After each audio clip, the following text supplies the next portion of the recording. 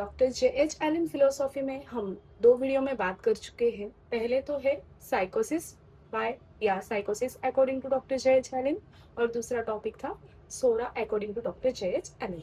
तो आज हम बात करेंगे नेक्स्ट टॉपिक की, the mental sphere by doctor J H. Allen. Mental symptoms occupy important position in the study of disease and in selecting simillimum. Every expression of life is affected by miasm. The nature of mental perversion can be traced to the active miasm. तो जब भी patient में जो mental symptoms हमें देखने को मिलते हैं, ये किस चीज के लिए इंपॉर्टेंट होता है? सबसे पहली चीज है कि स्टडी ऑफ डिसीज, और दूसरी चीज है जब भी हम केस टेकिंग लेने के बाद कोई भी एक सिमिलिमम ढूंढने का जो हमारा मोटिव होता है केस टेकिंग के पीछे का, उसको पूरा करने में मेंटल्स जो होते हैं वो बहुत ज्यादा इंपॉर्टेंट होते हैं। और हर एक एक्सप्रेशन ऑफ लाइफ जो भी होता है वो इसी मायाजम से अफेक्ट होता है, और वहां पर हमें मेंटल परवर्जन या बहुत सारे मेंटल्स वहां पर देखने को मिलते हैं। और वहां पे बहुत सारे चेंजेस भी हमें मेंटल सिम्टम्स में देखने को मिलते हैं, जिसको हम मेंटल परवर्जन बोलते हैं। In acute stages of miasm the mentals are prominent and clear. तो जब भी केस टेकिंग हम लेते हैं तो हम यही चीज देखते हैं कि जब भी एक्यूट स्टेज होती है माइजम की, तो वहां पर जो मेंटल्स होते हैं पेशेंट के वो बहुत ज्यादा क्लियर और प्रोमिनेंटली हमें देखने को मिलते हैं। The difficulty arises in the chronic and Latin cases. In such cases, only traces of isolated symptoms are seen. The characteristic sign and symptoms are absent or incomplete. तो acute केस में तो हमें prominent और clear symptom मिलते हैं, लेकिन जब हम बात करेंगे कोई भी केस जो कि क्रोनिक है या लैटेंट है, तो वहां पर क्या होगा, बहुत ही आइसोलेटेड सिम्टम्स देखने को मिलेंगे, और जो कि कैरेक्टरिस्टिक सिम्टम्स रहेंगे वो हमें या तो देखने को नहीं मिलेंगे या बहुत कम अमाउंट में हमें देखने को मिलते हैं। इसी के साथ complication arise when this mentals are because of combination of miasm. तो कभी कभी क्या होता है, सोरा बॉडी में प्रेजेंट होता है, उसी के साथ साइकोसिस भी देखने को मिल सकता है, या फिर सोरा के साथ सिफिलिस भी देखने को मिल सकता है, या फिर क्या होता है, when long standing mental worry और distress are super added to this cases. मतलब already combination of miasm present है बॉडी में, और इसी के साथ long standing mental worry stress, इसकी वजह से क्या होगा, ये कंडीशन और वर्स होती जाएगी। Mental sphere and chronic miasm. तो मेंटल स्पीयर पर क्रोनिक माइजम का क्या इफेक्ट होता है, अब हम एक एक जो भी माइजम है उसमें क्या सिम्टम्स देखने को मिलते हैं इसको हम देखेंगे।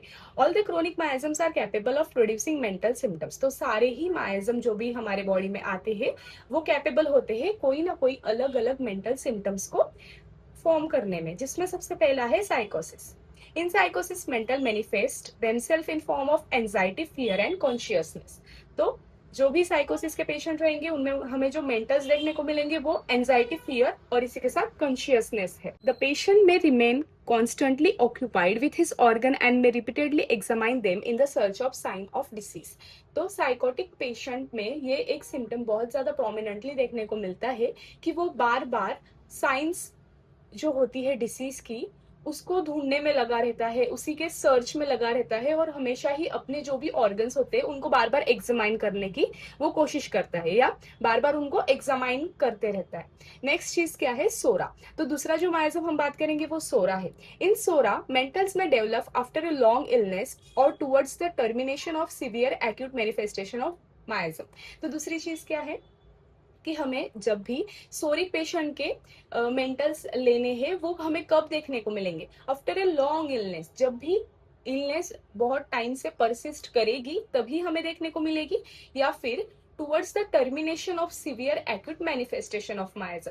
तो जब भी ये मायाजम जो है वो सीवियरली एक्यूट फॉर्म ले लेता है तब हमें देखने को मिलता है। इसके एग्जाम्पल की बात करें तो टाइफॉइड फीवर। नेक्स्ट है हमारा मायाजम syphilis.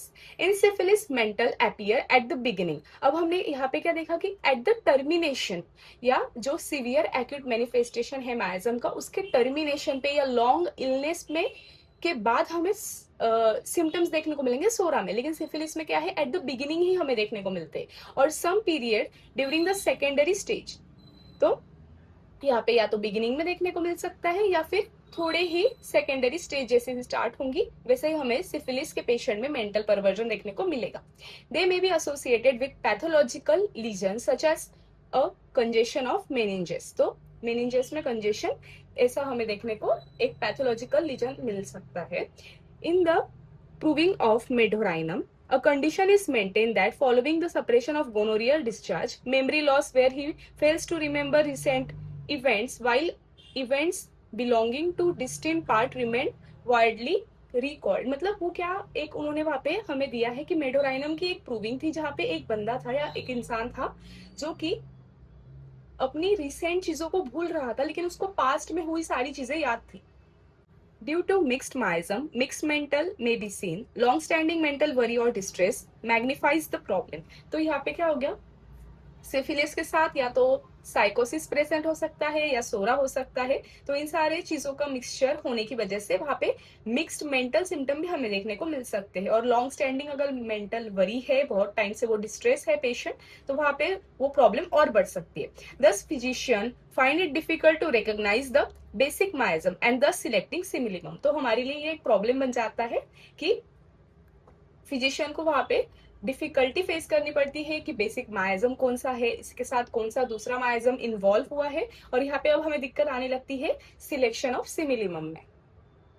Thus, a proper understanding of relation of different miasm is essential. तो एक प्रॉपर अंडरस्टैंडिंग होनी चाहिए. जो माइजम अभी आए हैं बॉडी में एक साथ में दो या दो से ज्यादा हो सकते हैं, तो उनका प्रॉपर रिलेशन और उनका प्रॉपर जो भी वो इफेक्ट करेंगे हमें वो सही से फिजिशियन को पता होना चाहिए. Relationship of mental and physical sphere. तो mind is ruling power of body. Mind works through the physical organism. Hence, when the physical state is disturbed, the mind will also get disturbed. तो यहाँ पे बोला गया है कि हमारी body को माइंड कंट्रोल करता है, वो एक फिजिकल ऑर्गेनिज्म पर वर्क करता है, और जब भी हमारी फिजिकल स्टेट डिस्टर्ब होती है तब हमारा माइंड भी डिस्टर्ब होता है. दस mental symptom shouldn't be consider independently. तो मेंटल को अलग नहीं हमें कंसिडर करना है, क्योंकि मेंटल और फिजिकल हमें पूरा बॉडी का एक ही इंसान का इंडिविजुअलाइजेशन करना है. तो हमें उनमें उनको अलग नहीं करना, उनको एक ही कंसिडर करना है. The study of physiological and pathological process of the body should extend the mind sphere also. तो वहाँ पे हमें फिजियोलॉजिकल और पैथोलॉजिकल स्टडीज जो होती है वो भी माइंड में लेना जरूरी है. Mental faculties and their manifestation. As physician becomes familiar with the faculties of brain and their function, he becomes better able to understand their mental conditions. तो यहाँ पे फिजिशियन को जो है वो ब्रेन से रिलेटेड, उसके फंक्शन से रिलेटेड सारी चीजें ठीक से पता होनी चाहिए, तभी वो वहाँ पे उन चीजों को कोरिलेट कर सकता है. Characteristic example of mental manifestation includes fear of death, fear of being incurable, fear of falling, fear of dogs, fear of darkness, fear of night, fear during storm. तो ये कुछ कैरेक्टरिस्टिक एग्जाम्पल हुए mental manifestation के. सच mental में exist even without any pathological process. बिना कोई pathological process के presence में भी हमें ये सिम्टम्स देखने को मिल सकते हैं. They may be persistent and definite manifestation of a morbid condition. तो कोई मॉर्बिड कंडीशन है, उसकी वजह से हमें डेफिनाइट और परसिस्टेंटली ये मैनिफेस्टेशन देखने को मिलते हैं. Importance of mental symptom in homeopathic prescription या प्रिस्क्राइबिंग. तो क्या इंपॉर्टेंस होता है हमारे लिए प्रिस्क्रिप्शन में? पहली चीज हैनेमन सर ने बोला है कि बहुत ज्यादा इंपॉर्टेंट अगर कुछ होता है हमारे केस टेकिंग में तो वो मेंटल सिम्टम्स है. When a remedy is selected based on characteristic mentals of the patient, remedy में respond closely to the disturb state of vital force and may cause permanent cure. तो Hahnemann sir ने हमें ये बोला है कि जब भी हम एक कैरेक्टरिस्टिक मेंटल सिम्टम्स लेते हैं पेशेंट के, तो रेमेडी जाकर वहाँ पे एकदम क्लोजली उसको कॉरेस्पॉन्ड करेगी और जो भी हमारा डिस्टर्ब हुआ है वाइटल फोर्स उसको ठीक करेगी और वहाँ पे परमानेंट क्योर देखने को मिलेगा. 10 mentals are important part of totality of symptoms. Psora by doctor J H. Allen और इसी के साथ साइकोसिस बाय डॉक्टर जे.एच. एलन, इन दोनों पे मैंने एक डिटेल वीडियो बनाया है, लिंक मैं डिस्क्रिप्शन बॉक्स में डाल दूंगी, तो आप लोग वहां से चेक कर लेना. Thank you.